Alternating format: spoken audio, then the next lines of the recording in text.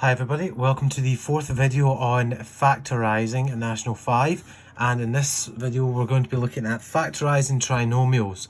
Now you can see I put part 1 up here because I'm going to break factorising trinomials up into two different parts. So in this one we're going to be looking at positives, mainly positives, and the first example here, just before we actually set into an example, here I've got a double bracket that we need to break out, and when we break it out, x times x gives us x squared, x times 2 plus 2x, 1 times x plus x, and 1 times 2 plus 2.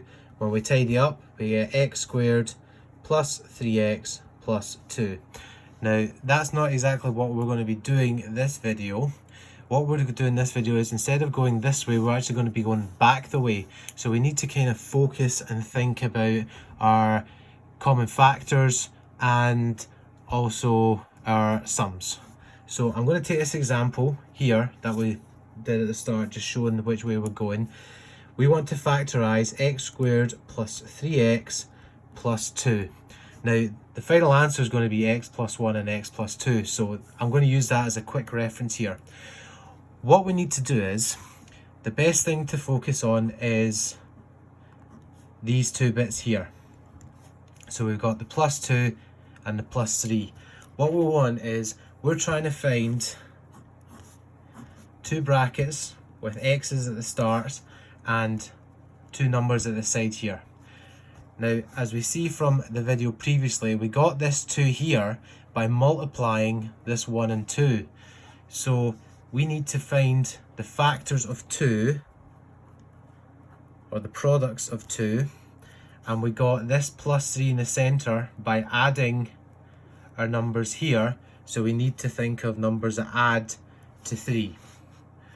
So in that retrospect, numbers that multiply to give 2, we've got 1 and 2, but we also have their negatives, because negative 1 and negative 2 give us positive 2.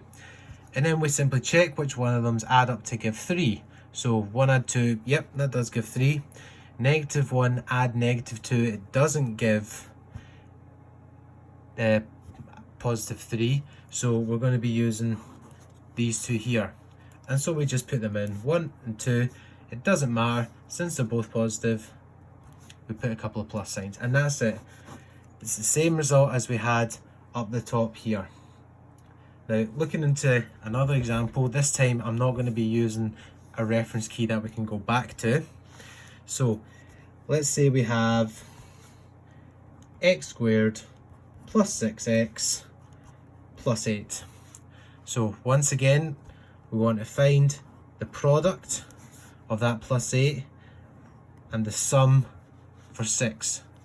So numbers that times to give 8 and numbers that add to give 6. So we can start off 1 and 8.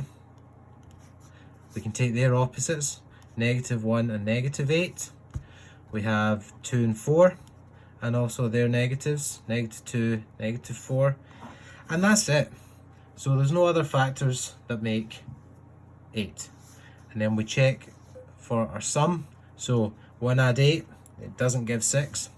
Negative 1 add negative 8, doesn't give 6.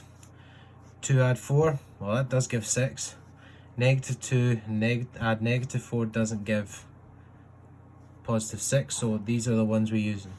So we start them off, double brackets, an x at the start, and we've got 2 and 4, and since they're both positive, we just put a couple of positive signs. So that's that there.